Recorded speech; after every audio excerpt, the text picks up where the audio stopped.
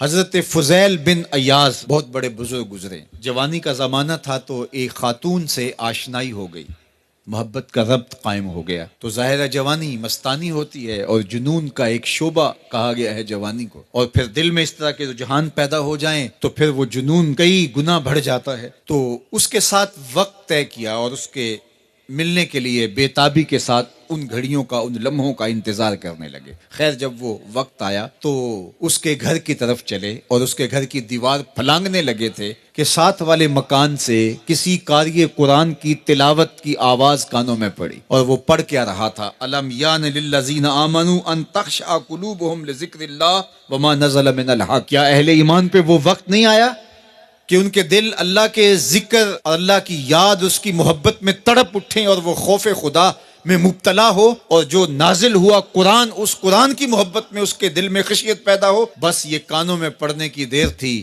کہ دوبارہ گلی میں چھلانگ لگائی اور کہا میرے اوپر وہ وقت آ گیا ہے، اور جنگلوں کو روتے ہوئے نکلے. اور حضرت فضیل بن ایاز پھر ولیوں کے امام قرار پائے. اس آیت نے ان کی زندگی بدل دی. کسی کی 30 سال، کسی کی 40 برس، کسی کی 50 سال، کسی کی 60 سال زندگی یہاں موجود لوگوں میں سے کسی کی اس سے بھی زیادہ اور کسی کی کم. اس آیت کریمہ کو ذرا اپنے اوپر وارد کریں تو اللہ ہمیں نصیب کر دے کہ ہمارے دل تیرے خوف سے کانپ اٹھے اور تیری خشیت سے ہمارے دل لرز اٹھیں، اور قرآن کے ساتھ ہمارا ربط مضبوط اور مستحکم ہو جائے، اور ہم یہ اقرار کرتے ہوئے تیرے حضور حاضر ہو جائیں، مالک وہ وقت آ گیا ہے کہ ہمارے دل تیری یاد سے، تیری محبت سے، تیرے پیار سے مالا مال ہو گئے، اور اپنی باقی زندگی ہم تیرے پیار میں، تیری محبت میں اور تیری یاد میں بسر کریں گے. حدیث پاک میں آتا ہے کہ اگر کوئی شخص اللہ کے خوف سے رویا اور اللہ کے خوف سے رونے کی وجہ سے اس کی پلکوں کے بالوں میں سے ایک بال کی جڑ گیلی ہو گئی تو قیامت کے دن وہ بال کھڑا ہو جائے گا، اللہ یا تو مجھے نکال لے یا اسے جنت عطا فرما دے. تو اللہ جل شانہ اس بال کو تو آنکھ سے نہیں نوچے گا، بلکہ اس شخص کو اللہ جنت عطا فرما دے گا. اللہ اکبر. گناہگار کی آنکھ کا پانی اللہ کے غصے کی آگ کو ٹھنڈا کر دیتا ہے. اس لیے ہمیں رونے کا کہا گیا، فَلْيَضْحَكُوا قَلِيلًا وَلْيَبْكُوا كَثِيرًا.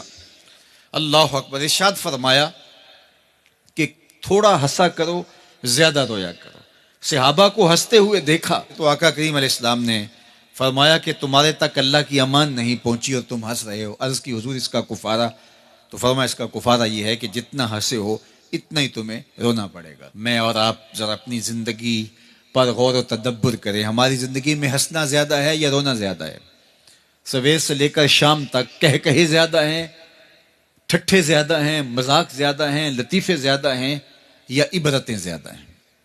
تفکر زیادہ ہے، تدبر زیادہ ہے، سوچ بچار زیادہ ہے، یاد الہی میں تڑپنا زیادہ ہے، آنکھوں سے یاد خدا میں بہنے والے آنسو زیادہ ہیں، یا غفلت سے پھوٹتے ہوئے کہے زیادہ ہیں؟ مجھے اور آپ کو اپنی زندگی کا ضرور محاسبہ کرنا چاہیے. ٹھٹھوں سے، مذاق سے ہماری مجلسیں بھرپور ہوتی ہیں. ہم دن میں جتنا ہنستے ہیں کیا اس کا 10واں حصہ بھی ہم تنہائی میں بیٹھ کے اللہ کی یاد میں روتے ہیں؟